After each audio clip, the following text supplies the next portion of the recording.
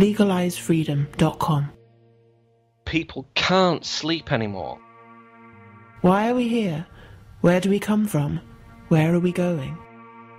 People can't sleep anymore. 95% of our life comes from the subconscious programming. Here's a different perspective on the world. There are patterns in reality and in the universe and in existence that are telling us something.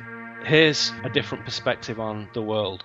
I think that the pineal gland of the brain is releasing a substance called dimethyltryptamine. Here's a different perspective on the world. This is why we have these altered states of consciousness. This is why we have near-death experiences. Here's a different perspective on the world. As above, so below. Transform yourself. That is how you transform everything around you. There's an important message here. Just because a lot of people believe it doesn't mean it's true. We will live this life again, many, many times. People can't sleep anymore. It's the falling down of the old structure that we're seeing right now. The falling of the institutions, government, economy, healthcare, religion. All of these foundations are falling, and for a very important reason. Just because a lot of people believe it doesn't mean it's true. Time in itself doesn't exist. Time does not flow. What flows is consciousness. People can't sleep anymore. At a deeper level of reality, everything is related to everything else. There is no separation. There is no distance between things. Space is also an illusion. People can't sleep anymore. Buried in this ancient cycle that says that this period is going to be important must surely be folklore memories of previous times. People can't sleep anymore. We are indeed, at this moment, in one of the most profound evolutionary shifts on this planet. I don't know if we'll make it or not. Just because a lot of people believe it doesn't mean it's true. You need to take solar activity more seriously than you are. It is the biggest threat to our civilization. The sun holds the key to a lot of this stuff.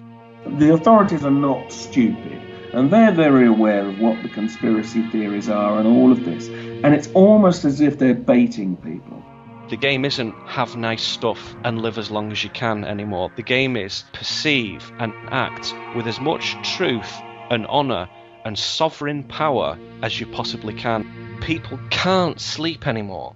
When you look at David Cameron and Barack Obama and Angela Merkel and all these very sad human beings, you can feel the untruth in it. Just because a lot of people believe it doesn't mean it's true. Thingness is the way consciousness maps the world. But every time we try and say, what is matter? What is the thingness? It just dissolves. It just disappears. Fundamental particles, the more we look at them, they just dissolve. They're disappearing. And I think we're forced to the conclusion now, there is no thing there. People can't sleep anymore. This is about creating of something new, a clean sort of blank sheet where we can write the world as we want, if we choose. And there'll be lots of people trying to make sure that we don't, but we have to rise above that as well. The global economy is built on a myth. It is the ultimate Tower of Babel. There are different ways of looking at what's going on and different stories we can tell ourselves about how things are on planet Earth at the beginning of the 21st century. Work, rest, eat, sleep, repeat. What is this for? Go to work and be productive and shut your mouth. Why are we doing this? What is this existence for? I found it unacceptable that the answer was, well, nothing really. People can't sleep anymore. If you don't look at 9/11, then you're hiding. The meaning of life is, or the purpose of life is too big for us to be aware of. But we can glimpse it by following our own impulses. And for me, I think fundamentally the purpose of life is evolution, and that means the evolution of our species. It also means the evolution of our own beings, our own selves. Just because a lot of people believe it doesn't mean it's true. While you were a fetus, you were being heavily programmed. That programming continues until we're about 7 years of age. 95% of our life comes from the subconscious programming. If I can get your first 6 or 7 year programming, I own your life. Here's a different perspective on the world. Something was happening, and they put incredible amount of effort into burying, covering over the entire site to protect it, to uncover it again in the future after the catastrophes left. The psychological aspect could be the biggest challenge. While your life is running from the conscious mind, you're only going to use it 5% of the time. So whatever program I put in, that's what's going to happen to you. What he was discovering should have never been there to discover. The structures and the beliefs that have shaped the world in which we live, the beliefs such as that Darwinian belief which shaped culture, have led us to this extinction. What we feel is valuable has been changed over the 20th century purposely to socialize us, to make us unwittingly participant in a collectivist movement, to dissolve national boundaries and to create globalism is their plan. The beginning of something new and exciting. And I think ultimately what it points to is not just the failure of the prevailing paradigm, but actually its obsolescence.